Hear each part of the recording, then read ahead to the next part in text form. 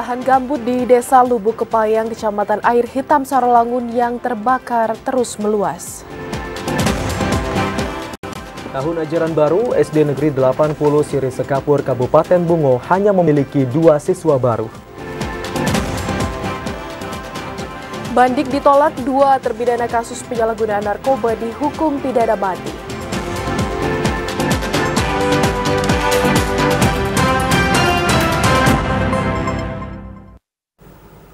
Assalamualaikum warahmatullahi wabarakatuh, selamat sore saudara. Kami kembali menyapa Anda dalam program Jambi hari ini, edisi Kamis 25 Juli 2024. Ya, selain 3 berita utama tadi, tim redaksi kami juga telah menyiapkan sejumlah informasi penting dan menarik lainnya untuk Anda.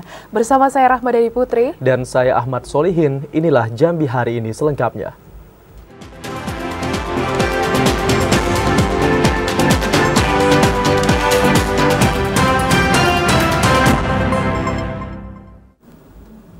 Saudara, bencana kebakaran lahan gambut di Desa Lubuk Kepayang, Kecamatan Air Hitam semakin meluas. Di hari ketiga kebakaran lahan tersebut, sekitar 40 hektar lahan telah terbakar. Memasuki musim panas tahun 2024, kebakaran lahan mulai terjadi di Desa Lubuk Kepayang, Kecamatan Air Hitam. Kondisi lahan terbakar merupakan lahan semak belukar dan kebun sawit milik masyarakat yang tidak terurus. Hingga kini, diperkirakan sekitar 40 hektar lahan gambut sudah terbakar. Memasuki hari keempat, tim gabungan terdiri dari BPBD Manggala Agni, Polri, dan TNI, dan masyarakat masih berjibaku memadamkan api sejak hari Minggu kemarin. Petugas gabungan membutuhkan waktu untuk melakukan pemadaman dan pendinginan. Kepala Manggala Agni Daerah Operasi Sumatera 13 Sarko Muhammad Hakim mengatakan, berdasarkan informasi dari masyarakat, kebakaran sudah terjadi di satu blok seluas 40 hektar. Upaya pemadaman terkendala oleh angin kencang dan arah angin yang selalu berubah ditambah dengan cuaca terik. Kondisi itu menyulitkan petugas gabungan untuk menyekat dan mengisolasi api agar tidak merambat ke arah kebun sawit masyarakat yang masih produktif maupun blok lainnya. Sudah terbakar kemungkinan ini karena satu blok itu menurut informasi masyarakat adalah 40 hektar. Sementara api memang sudah menyebar berupa titik-titik terpisah. Jadi bisa kami simpulkan memang 40 hektar ini kemungkinan sudah terlanda api semua walaupun tidak semuanya terbakar. Dalam melakukan pemadaman, petugas gabungan menggunakan 2 unit mesin air 20 roll selang panjang mencapai 30 meter dengan melibatkan 16 orang personil Manggala Agni serta TNI Polri dan masyarakat. Edi Kusnadi, TVRI Jambi melaporkan. Saudara, 668 personel gabungan disiagakan dalam penanggulangan kebakaran hutan dan lahan di Provinsi Jambi. Nantinya, personel gabungan ini akan disiagakan di 59 titik rawan karhutlah. 668 personil gabungan disiagakan untuk menanggulangi kebakaran hutan dan lahan di Provinsi Jambi. Nantinya personil gabungan ini akan disiagakan hingga beberapa bulan ke depan di 59 titik rawan karhutlah.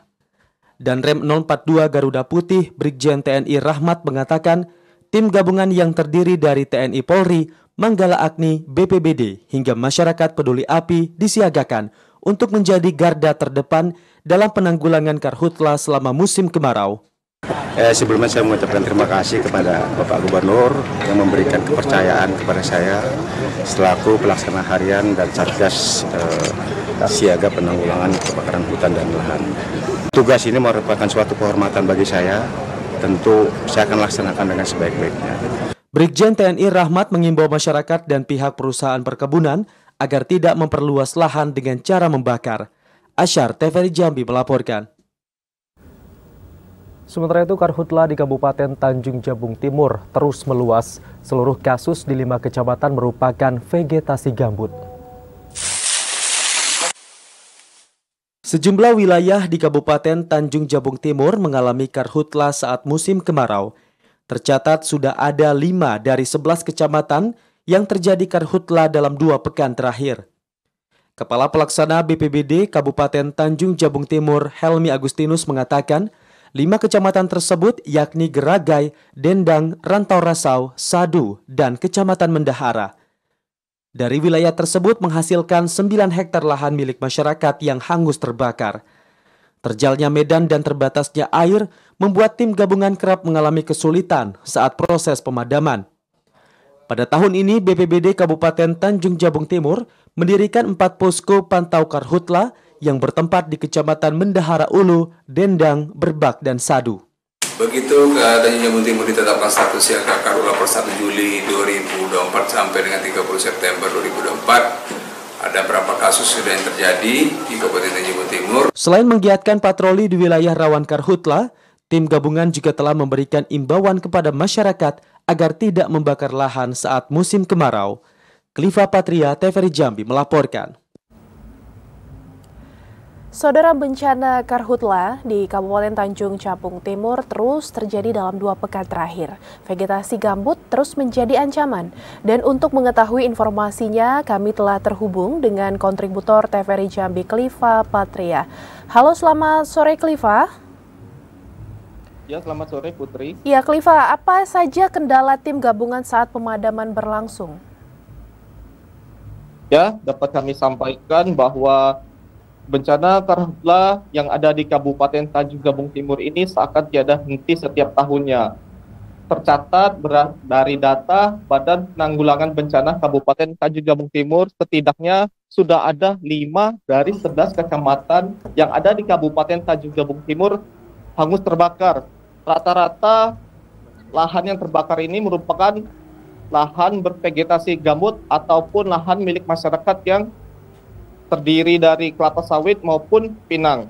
Untuk siaga karhutla di Kabupaten Tanjung Jabung Timur ini berlangsung selama 3 bulan ke depan, mulai dari tanggal 1 Juli hingga 30 September tahun 2024.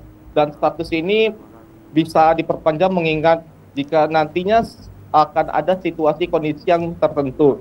Untuk di Kabupaten Tanjung Jabung Timur di tahun 2024 ini, BPBD Kabupaten juga telah mendirikan 4 posko pantau karhutla, yakni berada di Kecamatan Sadu, Berbak, Mendahara Ulu, dan Dendang. Untuk vegetasi gambut ini memang sudah jadi momok sendiri bagi Kabupaten Tanjung Jabung Timur, maksud kami, karena tanah ini merupakan tanah yang sangat kering apabila tersulut api. Ketika tim pemadam melakukan pemadaman, maka di bawah tanah gambut pada biasanya masih terdapat bara api, sehingga hal itulah yang menyulitkan para petugas. Petugas juga mengeluhkan sedikitnya atau terbatasnya sumber air yang ada di kanal maupun embung di sekitaran wilayah tersebut. Demikian. Oke, namun apa saja langkah yang dilakukan pemerintah Kabupaten Tanjung Jabung Timur dalam meminimalisir karhutla di tahun 2024 ini, Kliva? Untuk langkah partisipatif yang dilakukan oleh pemerintah Kabupaten Tanjung Jabung Timur, tim gabungan TNI Polri maupun masyarakat peduli api di setiap desa, kelurahan yang berada di sebelah kecamatan tetap melakukan patroli ke tempat-tempat yang dimayoritasi rawan karhutla berulang, seperti di perkebunan sawit, lalu ada di lahan padi yang bekas tanam, dan lain sebagainya. Mereka mengimbau kepada masyarakat untuk tidak membuka lahan secara dibakar, karena jika hal ini terus dilakukan dengan dibakar, maka Kabupaten Tanjung Jabung Timur bisa terdapat bencana asap seperti tahun kemarin. Demikian. Baik, Kliva Patria melaporkan langsung dari Kabupaten Tanjung Jabung Timur. Terima kasih Kliva atas laporan Anda. Selamat sore dan selamat bertugas kembali. Kita beralih ke informasi selanjutnya. Pemirsa, kebakaran hutan dan lahan kembali terjadi di Kabupaten Batanghari. Api berhasil dipadamkan setelah 1 jam petugas BPBD yang dibantu polisi dan warga berjibaku memadamkan api. Bencana kebakaran hutan dan lahan atau karhutla di Kabupaten Batanghari kembali terjadi. Karhutla yang terjadi pada Rabu siang kemarin itu membakar 1 hektar lahan semak belukar di kawasan Jalan Kuali Pecah, Kecamatan Bajubang. Kepala Pelaksana BPBD Batanghari Ansori mengatakan, api berhasil dipadamkan setelah 1 jam petugas BPBD yang dibantu polisi dan warga setempat berjibaku memadamkan api. Belum diketahui pasti penyebab terjadinya karhutla yang terjadi di lahan perkebunan milik warga ini. Itu lahan warga, berdasarkan laporan warga yang menyampaikan ke kami selaku BPBD, sehingga kami menurunkan tim untuk pemadaman kebakaran. Ansori menambahkan, 10 hektar lahan yang terbakar hingga pertengahan tahun 2024 tersebar di 3 kecamatan, yakni Pemayung, Muara Bulian, dan Bajubang. Ade Juniawan, TVRI Jambi melaporkan. Dampak musim kemarau, sejumlah lahan pertanian di kota Jambi mulai mengalami kekeringan. Kondisi itu mempengaruhi awal musim tanam padi yang tidak maksimal. Musim kemarau di kota Jambi mulai berdampak pada lahan pertanian padi. Sejumlah lahan mulai mengering dan kondisi itu mempengaruhi awal musim tanam padi yang dilakukan pada bulan ini. Dari 520 hektar lahan sawah, baru 150 hektar lahan yang ditanam padi. Untuk antisipasi gagal panen, petani diminta menunda penanaman dan terus memantau kondisi cuaca. Sementara petani yang sudah menanam padi dapat memanfaatkan mesin pompa untuk mengalirkan air ke sawah. Kepala Dinas Pertanian dan Ketahanan Pangan Kota Jambi, Efridal Asri mengatakan, pihaknya akan melakukan pendampingan bagi petani sehingga tidak terjadi gagal panen akibat musim kemarau.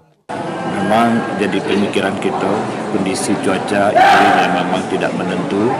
Tadinya kita berharap di bulan Juli, Agustus sampai Desember ini kita bisa menanam, namun belum bisa maksimal karena memang kondisi dari cuaca kita masih dalam keadaan panas, kemarau, sehingga memang ada kekeringan. Meski sudah memasuki musim kemarau, namun belum berdampak signifikan pada lahan pertanian. Kekeringan lahan masih dapat diatasi dengan menggunakan mesin pompa air. Joko, TVRI Jambi melaporkan. Saudara Gubernur Jambi Al-Haris menghimbau masyarakat untuk ikut mewaspadai karhutla di Provinsi Jambi sebagai langkah antisipasi dini penanganan dan pencegahan bencana kebakaran. Berdasarkan perakiraan BMKG, puncak musim kemarau tahun ini diprediksi terjadi pada Juli hingga Agustus 2024. Gubernur Jambi Al-Haris mengimbau masyarakat untuk ikut mewaspadai kebakaran hutan dan lahan. Upaya bersama dalam pencegahan karhutla menjadi langkah paling efektif untuk meminimalisasi terjadinya kebakaran. Masyarakat didorong untuk dapat mencari sumber-sumber air baru yang sewaktu-waktu dapat digunakan untuk pemenuhan kebutuhan hingga pemadaman kebakaran. Al-Haris juga mengajak seluruh pihak untuk menyosialisasikan pencegahan karhutla kepada masyarakat, terutama dalam menjaga perilaku yang dapat menyebabkan munculnya titik api serta tidak membuka lahan dengan cara dibakar. Antisipasi dini, penanganan dan pencegahan karhutla harus dilakukan agar kejadian yang bisa menjadi bencana tersebut tidak kembali menimbulkan kerugian besar bagi daerah. Penanganan karhutla akan sangat sulit dilakukan jika api sudah menjalar ke lahan-lahan gambut. Ya, kita lihat saja nanti, kita belum bisa menyalahkan siapa-siapa. Artinya begini saja, tugas kita menyiapkan pasukan, menyiapkan tim satgas dengan baik, ya, antisipasi, dan jangan lupa juga warga juga beritahu. Masuk kemarau ini, warga sudah bersiap, termasuk juga menyediakan sumber-sumber air yang ada. Titik di mana yang paling dekat untuk mengambil air. Ya, itu saya kira. Sehingga kita ingin warga juga sadar pentingnya kita menjaga agar tidak ada hutan yang terbakar. Pemerintah Provinsi Jambi telah menetapkan status siaga darurat karhutla tahun ini yang berlaku sejak 19 Juli hingga 31 Oktober 2024. Randy Arta, TVRI Jambi melaporkan.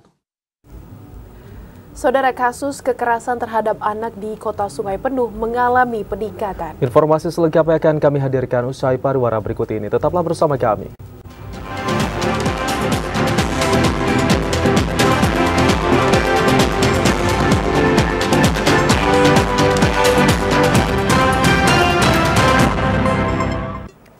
Terima kasih Anda masih setia menyaksikan Jambi hari ini. Ya, Saudara, pemerintah pusat telah memberi peringatan kepada pemerintah daerah agar segera merealisasikan dana hibah untuk Pilkada 2024. Dan sebelum batas waktu yang diberikan Menteri Keuangan, Pemkab Muaro Jambi telah merampungkan dana hibah untuk Polres. Pemerintah Kabupaten Muaro Jambi telah menggelontorkan dana hibah untuk Polres Muaro Jambi. Dana hibah yang mencapai 4 miliar rupiah itu diperuntukkan untuk pengamanan pemilihan kepala daerah serentak 2024. Sebelumnya pemerintah pusat telah memberikan peringatan kepada seluruh pemerintah daerah untuk segera merampungkan pencairan dana hibah Pilkada serentak 2024. Pemerintah daerah diberi tenggat waktu hingga 26 Juli mendatang untuk merealisasikan dana hibah kepada instansi yang menerima. Kepala Badan Kesbangpol Muaro Jambi, Kemas Ismail Azim optimis, realisasi anggaran untuk TNI juga dapat segera dirampungkan. Sudah diterbitkan SP2D-nya, kemudian diantar ke Bank Jambi dan dikirim ke rekening penampungan di Polres Muaro Jambi. Dan sekarang kita nunggu pengajuan dari pihak TNI atau Kodim. Kemudian kami konfirmasi pagi tadi mereka lagi untuk mengurus rekening untuk penampungan dana hibah tersebut. Kemas Ismail Azim menambahkan, Pemkab Muaro Jambi telah merampungkan realisasi dana hibah untuk KPU dan Bawaslu secara penuh. Anggaran tersebut diharapkan dapat mendukung suksesnya pelaksanaan Pilkada serentak 2024 di Muaro Jambi. Azam Afnan, TVRI Jambi melaporkan. Saudara, masa tahapan pencocokan dan penelitian data pemilih di Kabupaten Muaro Jambi telah berakhir pada 24 Juli kemarin. Dan untuk mengetahui berapa jumlah DP4 yang memenuhi syarat, kami telah terhubung dengan kontributor TVRI Jambi, Azam Afnan, langsung dari Kabupaten Muaro Jambi. Halo, selamat sore Azam. Berapa jumlah DP4 yang telah dinyatakan memenuhi syarat di Muaro Jambi? Ya, sore Amsal. Berdasarkan informasi yang kami terima dari KPU Kabupaten Muaro Jambi, berdasarkan hasil coklit yang telah dilakukan oleh Pantarli pada yang berakhir pada 24 Juli kemarin, dari 312.957 daftar ataupun DP4 untuk Pilkada tahun ini terdapat 286.242 pemilih yang dinyatakan memenuhi syarat untuk Pilkada tahun ini. Sementara pemilih yang tidak memenuhi syarat ataupun TMS berdasarkan hasil coklit yang dilakukan itu mencapai 13.771 pemilih. Mereka yang tidak memenuhi syarat ini dikarenakan temuan dari petugas Pantarli di lapangan, ada yang telah meninggal dunia dan pindah domisili ke tempat daerah lain. Sementara catatan yang kami terima itu ada 12.944 pemilih yang harus membenari data kependudukannya karena masih ada yang salah di kependudukan. Sementara berdasarkan hasil coklit yang dilakukan oleh Pantarli untuk pemilih pemula maupun yang pindah domisili daerah luar pindah ke Kabupaten Muaro Jambi itu ada 19.044 pemilih yang melakukan pindah domisili maupun pemilih pemula hasil dari coklit yang dilakukan oleh Pantarli pada 24 Juli lalu. Sementara untuk tahapan saat ini, panitia pemungutan suara di tingkat desa dan kelurahan tengah melakukan sinkronisasi data hasil coklit yang telah dilakukan oleh Pantarli. Sinkronisasi data ini berlangsung hingga di akhir bulan Juli nanti yang dilakukan oleh panitia pemungutan suara ataupun PPS di tingkat desa maupun kelurahan. Untuk rapat pleno sendiri direncanakan dijadwalkan pada tanggal 1 hingga 3 Agustus mendatang dan dilanjutkan rapat pleno rekapitulasi hasil sinkronisasi pemutahiran data di tingkat panitia pemungutan suara kecamatan ataupun PPK itu di tanggal 5 hingga 7 Agustus mendatang. Ya, Amsal. Ya, baik, terima kasih Azam Afnan atas laporan Anda. Selamat sore dan selamat bertugas kembali. Kita beralih ke informasi selanjutnya, Saudara. Jaringan Demokrasi Indonesia atau JADI Batanghari minta penyelenggara pemilu untuk memaksimalkan daftar pemilih hasil coklit. guna mengantisipasi terjadinya pelanggaran yang dapat memicu pemungutan suara ulang atau PSU. Dalam pelaksanaan coklit yang dilakukan petugas Pantarlih di setiap wilayah di Kabupaten Batanghari, menjadi perhatian tim pemantau Jaringan Demokrasi Indonesia atau JADI Batanghari. Dari hasil laporan maupun pemantauan di lapangan, pihak JADI mengeluarkan beberapa catatan, yakni terdapat pemilih yang telah dicoklit namun belum ditempelkan stiker di rumah. Adanya lokasi jarak pemilih dengan TPS yang cukup jauh. Ketua JADI Batanghari Muhammad Haris mengatakan, KPU diharapkan dapat memaksimalkan daftar pemilih khusus DPK sebanyak 2.000 lebih pada pemilu lalu, serta diakomodir untuk dapat masuk ke dalam daftar pemilih. Upaya ini masih dapat dilakukan sebelum penetapan DPT nantinya. Itu memang masih ditemukan adanya yang pertama itu masalah pencoklitan. Ada stiker yang tidak ditempel di rumah, walaupun sudah dicoklit kan. Nah, yang kedua juga ada juga pemetaan pemilih TPS itu ditemukan warga yang jauh dari lokasi TPS. Semua tahapan pendataan mata pilih harus dimaksimalkan guna mengantisipasi terjadinya pelanggaran yang dapat memicu PSU saat pilkada mendatang. Ade Juniawan, TVRI Jambi melaporkan. Saudara SD Negeri 80-2 Dusun Sirih, Sekapur, Kecamatan Jujuhan, Kabupaten Bungo hanya memiliki 2 siswa baru. Dari tahun ke tahun, jumlah siswa di SD yang terletak di perbatasan Kabupaten Bungo dan Damasraya ini semakin berkurang. Potret pendidikan di SD Negeri 80-2 cukup memprihatinkan. Betapa tidak, pada tahun ajaran baru 2024-2025 ini, jumlah peminat di SD negeri yang terletak di perbatasan Jambi dan Sumatera Barat ini hanya memiliki 2 murid baru.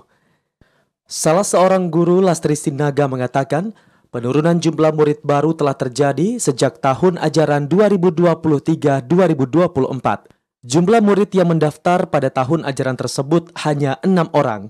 Sementara pada tahun ajaran 2024-2025 hanya 2 orang.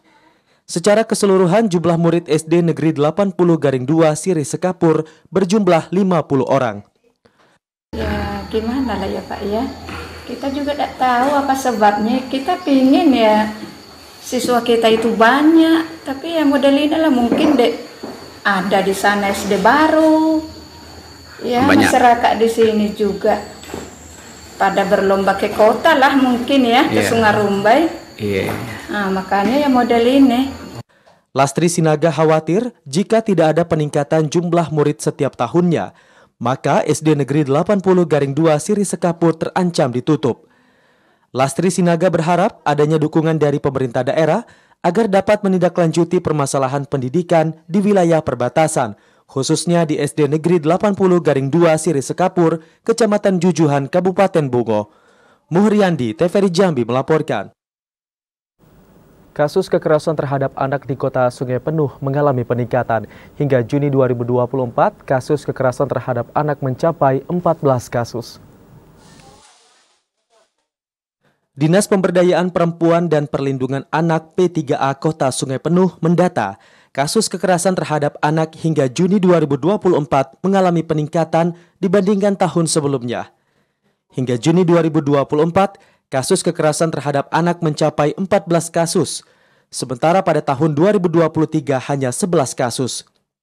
Kasih Permasalahan Sosial Anak, Dinas Pemberdayaan Perempuan dan Perlindungan Anak Kota Sungai Penuh, Inneke Puspita Ningsih mengatakan, kasus kekerasan terhadap anak didominasi penelantaran akibat perceraian orang tua. Di 2024 ini memang terjadi peningkatan kasus dari 2023 di Kota Sungai Penuh. Ini kenapa Mas Asep? Karena pergerakan kita yang cukup gencar ke masyarakat kita agar mereka mau up atau mau speak up untuk melapor kasus-kasus yang terjadi di tengah-tengah masyarakat kita. Inneke Puspita Ningsih menambahkan, pihaknya telah melakukan berbagai upaya untuk mencegah terjadinya kasus kekerasan terhadap anak. Salah satunya memberikan edukasi kepada orang tua. Fahlan, TVRI Jambi melaporkan. Sementara itu, saudara, setelah diresmikan 4 bulan lalu, Mall Pelayanan Publik Merangin hingga kini belum maksimal. Terobosan agenda birokrasi nasional yang diresmikan langsung pejabat Bupati Merangin Mukti tidak dilanjuti Kepala OPD dan instansi vertikal. Sejak diresmikan pada 22 Maret lalu, Mall Pelayanan Publik Merangin tidak berjalan maksimal. Hingga saat ini hanya ada 2 organisasi perangkat daerah yang aktif, yakni Dinas Penanaman Modal dan Perizinan Satu Pintu Tenaga Kerja DPM-PSTK dan Dinas Lingkungan Hidup. Sedangkan di gerai OPD lain tampak kosong, tidak ada petugas yang berjaga. Terobosan agenda birokrasi nasional yang diresmikan langsung pejabat Bupati Merangin Mukti Said tersebut tidak ditindaklanjuti Kepala OPD dan instansi vertikal terkait. Mereka tidak menerjunkan para personil di loket-loket Mall Pelayanan Publik. Belum ada kerjasama yang baik antar instansi untuk menghadirkan pelayanan publik secara tepat, mudah, dan terintegrasi. Asisten 2 Setda Merangin Suherman mengatakan, belum maksimalnya pelayanan di MPP karena tidak tersedianya sarana prasarana, terutama jaringan internet. Sementara saat ini, pelayanan banyak yang bersifat online, sehingga dibutuhkan jaringan yang memadai. Bahkan terdapat 1 OPD yang sudah mengirim surat penarikan pelayanan di MPP, yakni Badan Pengelola Pajak dan Retribusi Daerah Merangin, dengan dalih tidak ada alat yang memadai untuk menghubungkan jaringan internet dari lokasi tersebut. Memang untuk saat ini karena memang kekurangan dana kita, karena memang tidak ada dana untuk sarpras, sarana dan prasarana mall pelayanan publik itu, sehingga pelayanan publik yang dilakukan di MPP Merangin, yang ketua MPP-nya itu adalah Kepala Dinas PTSP atau Dinas Pendidikan Merangin, ini yang memang belum optimal dalam rangka pelayanan terintegrasi, hanya beberapa OPD ataupun instansi vertikal. DPM PSPTK Merangin selaku leading sektor pengelolaan MPP sudah mengusulkan anggaran pengadaan sarana dan prasarana MPP pada tahun 2025. Ramadan Cerbita Kasa, TVRI Jambi melaporkan. Saudara, banding ditolak, 2 terpidana kasus penyalahgunaan narkoba dihukum pidana mati. Informasi selengkapnya akan kami hadirkan sesaat lagi, tetaplah di Jambi hari ini.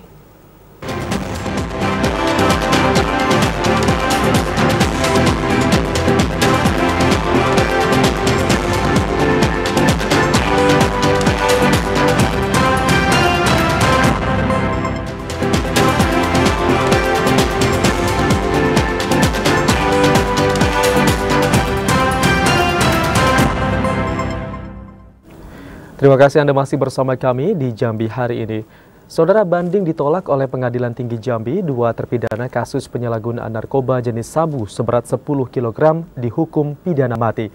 Keputusan pidana mati untuk 2 terpidana itu merupakan vonis yang lebih berat dibandingkan tuntutan JPU Kejati Jambi dengan hukuman penjara seumur hidup. Pengadilan Tinggi Jambi akhirnya menguatkan hukuman pidana mati kepada 2 terpidana kasus penyalahgunaan narkoba jenis sabu seberat 10 kg. Putusan itu diberikan setelah kedua terpidana tersebut mengajukan banding dari hasil putusan vonis Majelis Hakim Pengadilan Negeri Jambi yang menjatuhkan hukuman mati kepada terdakwa Asril alias Ariel dan Sukardi. Humas Pengadilan Negeri Jambi Suwarjo mengatakan, isi dari putusan Pengadilan Tinggi terhadap banding yang diajukan oleh para terpidana memutuskan untuk menguatkan putusan Pengadilan Negeri Jambi dengan menjatuhkan hukuman mati kepada 2 orang terpidana tersebut. Keputusan pidana mati untuk 2 terpidana merupakan vonis yang lebih berat dibandingkan tuntutan jaksa penuntut umum Kejati Jambi dengan hukuman seumur hidup.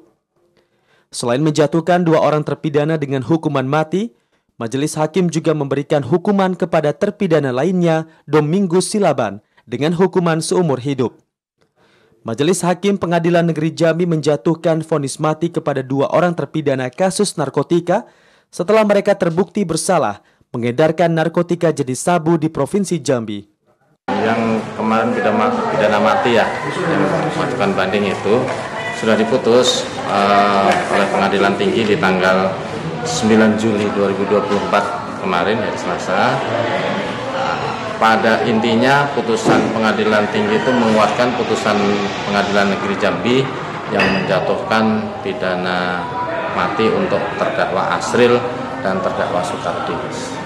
Jadi dengan putusan itu ya kalau kedua terdakwa menerima nanti inkrah gitu, eksekusinya urusan jaksa. Kalau masih tidak menerima, mereka masih punya hak untuk mengajukan kasasi. Atas perbuatannya, mereka disangkakan pasal 114 ayat 2, junto pasal 132 ayat 1, Undang-Undang Nomor 35 Tahun 2009 tentang narkotika. Asyar, TVRI Jambi melaporkan. Kita beralih ke informasi selanjutnya, pemirsa. Rumah tahanan bukan hanya tempat menjalani hukuman bagi para tahanan. Di rutan kelas 2B Kota Sungai Penuh, 16 warga binaan melakukan pelatihan kerja las listrik. Berdasarkan Undang-Undang Pemasyarakatan Nomor 22 Tahun 2022, setiap warga binaan berhak mendapatkan pendidikan, salah satunya pelatihan. Di rumah tahanan kelas 2B Kota Sungai Penuh, 16 warga binaan melakukan pelatihan kerja las listrik selama 20 hari. Kepala Subsi Pelayanan Tahanan Oki Aprianto mengatakan, kegiatan ini bertujuan untuk meningkatkan keterampilan dan produktivitas seluruh warga binaan. Dengan 16 peserta dari narapidana yang berasal dari Kabupaten Kerinci. Jadi ini sesuai dengan amanat di Undang-Undang Pemasyarakatan Nomor 22 Tahun 2022, yang mana salah satunya disampaikan bahwasanya narapidana berhak atas pendidikan, salah satunya yaitu pelatihan ini yang merupakan pendidikan, dan tentunya diharapkan setelah adanya pelatihan ini akan menjadi modal bagi narapidana di saat selesai menjalani pidana di rutan Sungai Penuh dan membuka peluang usaha ke depannya di kehidupan bermasyarakat. Setelah mendapat pembekalan pelatihan, para tahanan diharapkan dapat membuka peluang usaha setelah keluar dari rumah tahanan kelas 2B Kota Sungai Penuh. Fahlan, TVRI Jambi melaporkan. Disdukcapil Kota Jambi memusnahkan 2.000 KTP elektronik setiap minggu. Ribuan KTP tersebut dalam kondisi rusak dari masyarakat yang telah melakukan pergantian identitas. Dinas Kependudukan dan Pencatatan Sipil Disdukcapil Kota Jambi hampir setiap minggu memusnahkan 2.000 keping kartu tanda penduduk KTP elektronik. Belangko KTP elektronik tersebut merupakan KTP yang sudah rusak, dan sebagian ada masyarakat yang melakukan pergantian identitas. Karena saat melakukan pergantian KTP elektronik, petugas wajib mengambil KTP elektronik yang rusak dari warga, sehingga tidak bisa disalahgunakan oleh masyarakat yang tidak bertanggung jawab. Kepala Dinas Dukcapil Kota Jambi Nirwan Ilyas mengatakan, pada pertengahan tahun 2024 sudah puluhan ribu KTP elektronik yang dimusnahkan. Pemusnahan dapat dilakukan dengan cara dibakar atau dengan cara lainnya. Rusak, kita sebenarnya bukan belangko rusak, belangko yang perubahan ya. Nah, contoh gini, yang foto ini kan, yang foto perubahan foto, atau mungkin yang pindah, kan belangko ini tertarik ke KTP lama. Nah, diganti KTP baru. Nah, KTP yang lama itu yang tidak lagi digunakan itu kita bakar setiap minggu. Nirwan Ilyas menambahkan, hampir setiap hari masyarakat Kota Jambi melakukan pergantian KTP elektronik. Jika tidak dimusnahkan, maka KTP tersebut akan menumpuk di Dinas Dukcapil Kota Jambi. Joko, TVRI Jambi melaporkan. Bupati Muaro Jambi membuka TMMD ke-121 di lapangan Desa Sukamaju, Kecamatan Bestong. Informasi selengkapnya akan kami hadirkan usai pariwara berikut ini. Tetaplah bersama kami.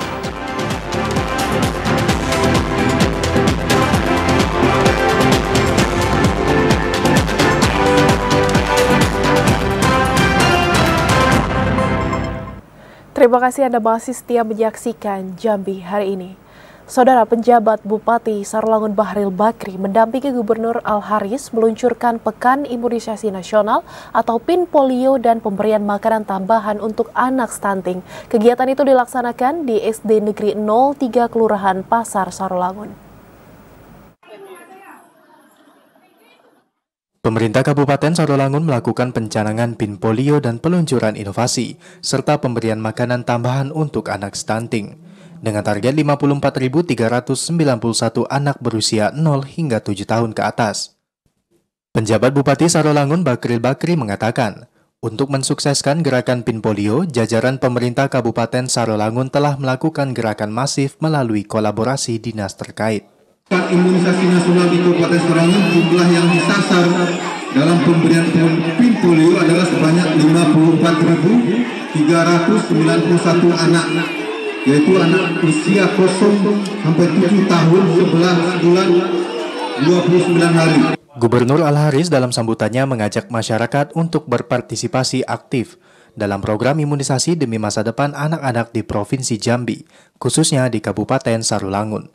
Imunisasi polio menjadi salah satu program imunisasi yang wajib diselenggarakan oleh pemerintah secara berjenjang, sebagai upaya untuk meningkatkan kualitas hidup dan kesehatan anak-anak.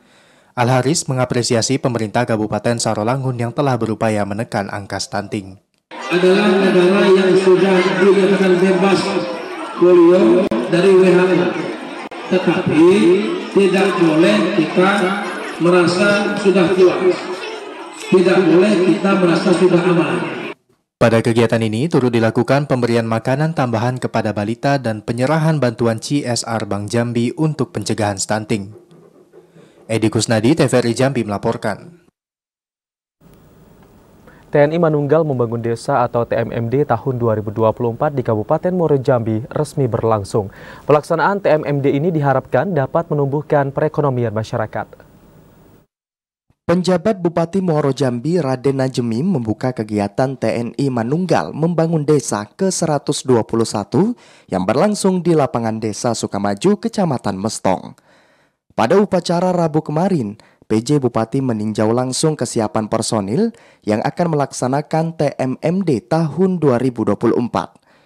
Mulainya kegiatan TMMD ditandai dengan penyerahan simbolis peralatan kerja oleh PJ Bupati kepada peserta.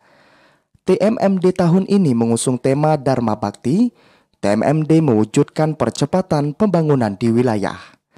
PJ Bupati Raden Najemi mengatakan, kegiatan TMMD ini berdampak positif untuk pembangunan di Kabupaten Muaro Jambi dan ini wujud kemanunggalan TNI dengan masyarakat. Terima kasih kepada Pak Danrem dan Pak Kasrem beserta jajaran, kemudian Pak Dandim beserta jajaran atas dipercayanya Kabupaten Muaro Jambi khususnya Desa Sukamaju ini menjadi tempat dilaksanakannya TNI Manunggal Membangun Desa ini. Ini akan terus berlanjut dalam rangka membangun Kabupaten Muaro Jambi secara fisik dan non-fisik. Sementara itu, Dandim 0415 Jambi Letkol Infanteri Yoga Cahya Prasetya mengatakan, TMMD dimulai 24 Juli hingga 22 Agustus mendatang dengan personil terdiri dari TNI, Polri, dinas terkait dan masyarakat. Sedangkan sasaran fisik TMMD tahun ini diantaranya pembangunan jalan baru sepanjang 4,6 km dengan lebar 9 meter yang menghubungkan 3 desa yakni Sukamaju, Pondok Meja, dan Muaro Sembapo. Kemudian rehab rumah tidak layak huni, rehab musola, pembangunan sumur bor, dan pembuatan pos kamling. Sedangkan sasaran non-fisik berupa penyuluhan bela negara, kemudian wawasan kebangsaan, penyuluhan hukum, pertanian, dan penyuluhan kesehatan, serta pelayanan publik lainnya. Pertama adalah permintaan dari masyarakat. Kemudian yang kedua, kita sudah komunikasi dengan Pak Bupati, bahwa nantinya wilayah ini akan menghubungkan 3 desa yang sebelumnya tidak terhubung untuk jalan aksesnya, itu salah satu alasan. Jangka panjangnya adalah nanti dengan terbentuknya tol, jalan yang dibentuk ini dari TMMD ini akan memecah seandainya terjadi kemacetan wilayah. Pada upacara pembukaan TMMD ini, PJ Bupati bersama rombongan juga menyaksikan pelayanan KB, pengobatan massal, sunatan massal, pembagian sembako kepada masyarakat, dan diakhiri penanaman pohon. Azam, TVRI Jambi melaporkan. Saudara, Otoritas Jasa Keuangan Jambi bersama Asosiasi Fintech Pendanaan Bersama Indonesia melakukan kunjungan ke TVRI Stasiun Jambi. Kunjungan itu dalam rangka meningkatkan kerjasama dan sinergitas di bidang publikasi. Sebagai lembaga penyelenggara sistem pengawasan yang terintegrasi terhadap seluruh kegiatan dalam sektor jasa keuangan, OJK akan selalu bekerja sama, bersinergi dengan berbagai lembaga dan instansi pemerintah, salah satunya TVRI Stasiun Jambi. Kepala Bagian Pengawasan Lembaga Jasa Keuangan OJK Jambi, Tri Resmawanti, mengatakan OJK akan mendorong industri peer-to-peer P2P lending atau fintech lending untuk peningkatan inklusi keuangan, khususnya perluasan akses permodalan usaha mikro kecil menengah melalui kerjasama dan bersinergi dengan TVRI Stasiun Jambi. Aturan itu kami buat untuk memastikan bahwa kegiatan ataupun usaha yang dijalankan oleh industri jasa keuangan bisa berjalan dengan baik dan juga secara sehat, dan itu bisa mendorong pengembangan industri jasa keuangan itu sendiri. Kami selaku otoritas juga sudah mengembangkan roadmap untuk pengembangan fintech lending ke depannya. Ketua Asosiasi Fintech Pendanaan Bersama Indonesia AFPI CEO 360 Kredit Kuserian Syah mengatakan, fintech lending hadir untuk melayani masyarakat melalui aplikasi atau platform digital yang melibatkan pemberi dana secara institusi maupun individu. Evaluasi kinerja BPR. Nah, saya mewakili asosiasi bicara dari perspektif peluang kerjasama fintech dan bank BPR ya, Bank Perekonomian Rakyat. Dari sana kita bisa lihat bahwa ada peluang yang besar untuk bekerja sama antara fintech lending dengan BPR. AFPI merupakan organisasi resmi yang ditunjuk OJK sebagai asosiasi penyelenggara layanan pinjam-meminjam berbasis teknologi. Yazid Santoso, TVRI Jambi melaporkan. Kepala TVRI Stasiun Jambi Herli Marjoni dan Area Manajer BSI Jambi Asbir Rahman Farid melakukan penandatanganan nota kesepahaman kerjasama terkait kolaborasi produksi dan penyiaran program acara TVRI Stasiun Jambi. Kepala TVRI Stasiun Jambi Herli Marjoni dan Area Manajer BSI Jambi Asbir Rahman Farid melakukan penandatanganan nota kesepahaman kerjasama MOU. Kerjasama ini terkait kolaborasi produksi dan penyiaran program TVRI Jambi, serta pembukaan rekening payroll tunjangan kinerja pegawai. Kepala Stasiun TVRI Jambi Herli Marjoni mengatakan, kegiatan ini dalam rangka kolaborasi dengan kerjasama yang saling menguntungkan. Herli Marjoni berharap BSI Area Jambi dapat mendukung dan ikut berpartisipasi, serta ikut ambil bagian dalam berbagai program acara di TVRI Stasiun Jambi. Baik, pertama saya mengucapkan terima kasih kepada BSI Area Jambi ya. Ini suatu kepercayaan yang luar biasa kepada TVRI Stasiun Jambi dengan adanya kerjasama dan kolaborasi baik dalam bidang program siaran maupun di bidang yang lainnya. Ternyata ada kesamaan visi, sama-sama membangun ekonomi masyarakat. Cuma caranya BSI di permodalannya kita di publikasi dan promosi dari perekonomian masyarakat. Area Manajer BSI Jambi Asbir Rahman Farid mengatakan, kolaborasi ini dilakukan karena adanya visi misi yang sejalan dan bersinergi dengan program yang ada di BSI dan TVRI Jambi untuk kemaslahatan umat. Tentunya ini suatu kehormatan bagi kami untuk bisa bekerja sama lebih baik, tentunya berkolaborasi dan bersinergi, tentunya supaya sama-sama kita memberi manfaat dan tentunya program-program yang ada di BSI dan program-program yang ada di TVRI, insya Allah kita bisa sinergikan. Kegiatan diakhiri dengan penyerahan plakat dari BSI Jambi kepada TVRI Jambi yang diterima oleh Kepala Stasiun TVRI Jambi Herli Marjoni. Yazid Santoso, Al-Adli, TVRI Jambi melaporkan. Sampai di sini saudara kami menemani Anda dalam program Jambi hari ini. Terima kasih atas perhatian dan kebersamaan Anda, dan akhirnya saya Ahmad Solihin. Dan saya Rahmadani Putri bersama kerabat kerja yang bertugas pamit undur diri. Wassalamualaikum warahmatullahi wabarakatuh dan sampai jumpa.